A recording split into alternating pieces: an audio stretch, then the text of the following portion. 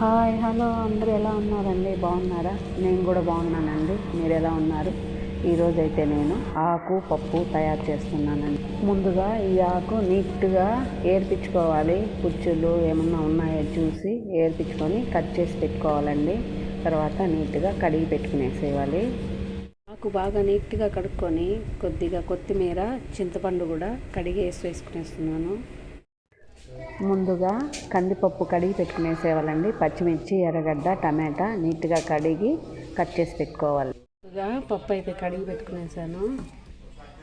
ఇప్పుడు టమాటా, పచ్చిమిర్చి, ఎర్రగడ్డ వేసేస్తున్నాను. కొద్దిగా ధనియాలు, జీలకర్ర, మెంతులు వేస్తున్నాను. ఇంగు వేసాను. కొద్దిగా పసుపు వేసాను. మూత పెట్టేసి ఒక 2 విజిల్ వరకు రానిస్తాను.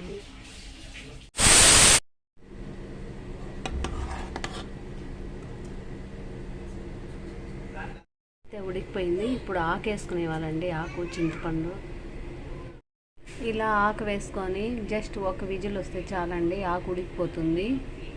ఉడికింది. కొద్దిగా ఆవాలు అయితే వేస్తున్నా. ఇప్పుడు ఎర్రగడ్డ, ఎండుమిర్చి, తెల్లగడ్డ, కొద్దిగా కరివేపాకు రెడీ చేసి పెట్టుకుంటున్నాను. ఆవాలు చిట్టుపట్టు అంటున్నాయి. ఇవి వేసేస్తున్నాను. కొద్దిగా వేస్తున్నాను.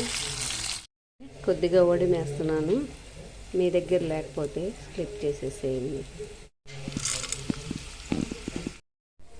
ఇది వేగే లోపల ఆకు పప్పు ఉడికిపోయింది. కొద్దిగా పప్పు గుత్తితో రుద్ది పెట్టుకునేస్తాను. ఇలా పప్పు గుత్తితో రుద్దుకునేసాను. ఇదైతే ఇలా ఎర్రగా వేగాలి. వేగిపోయిందండి. ఇప్పుడు పప్పులో మంచి నీళ్ళు పోస్తుంది. పప్పు కూడా వేగించేస్తాను.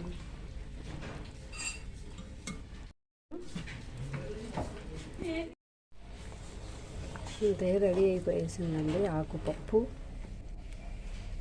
నేనైతే ఆకుపప్పు ఇలా రెడీ చేసుకునేసానండి. అయిపోయిందండి ఆకుపప్పు. మీరు కూడా ఒకసారి ఇలా తయారు చేసుకొని ఎలా ఉందో కామెంట్ బాక్స్లో తెలియజేయండి.